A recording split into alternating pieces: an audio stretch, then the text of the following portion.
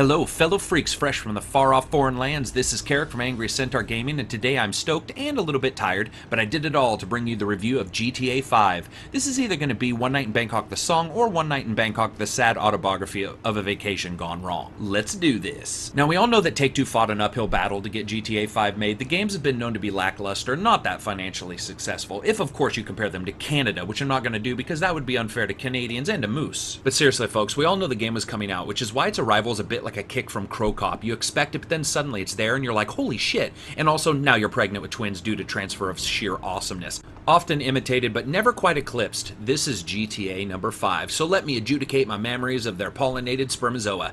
GTA tells a tale of three men in the same spot in life. One wants to escape it, one wants to embrace it, and one is just sort of batshit crazy, like the idea I had one time of making a car made out of silly putty and dead birds. Didn't work, so let's see if the game's story fares better. First up is graphics.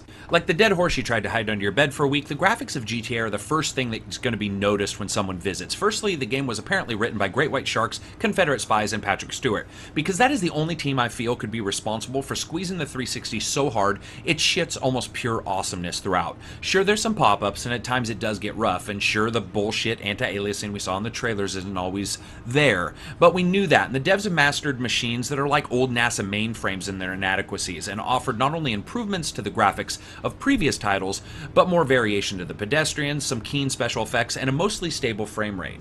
If any of you have seen the Ice Answer mods for GTA 4, you know that a tweaked version of that game can look amazing. It can also light your video card on fire. I find that GTA 5 is a good middle ground between pure excellence in lighting and having some kind of black hole open up and swallow your face because what you're seeing can't exist. The lighting is excellent, and though the shimmering shadows of GTA 4 pop up here and there, the overall effect is simply stellar. It truly is a step above GTA 4 in all regards when it comes to graphics.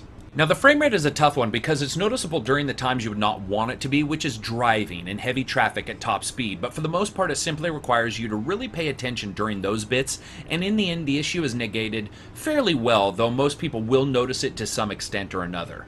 Texturing, model detail, and placement are all uniformly excellent, but if they weren't, it would be a bigger surprise than the continued tradition of excellence.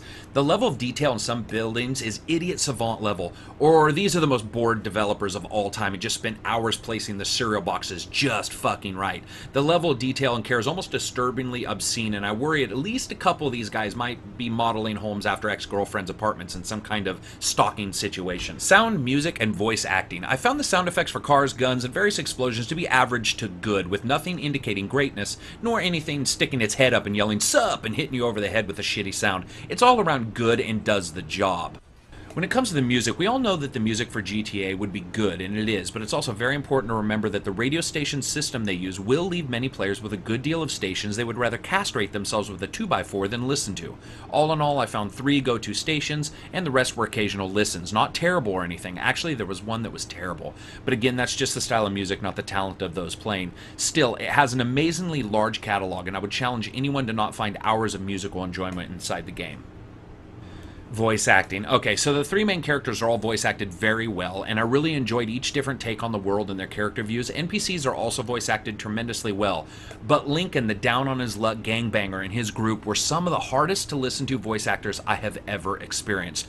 A perpetual motion machine of the word fuck. They stretch your mind with continual ways to demean and offend, and to me that is totally fine. However, it was mind-numbing after only a very short time.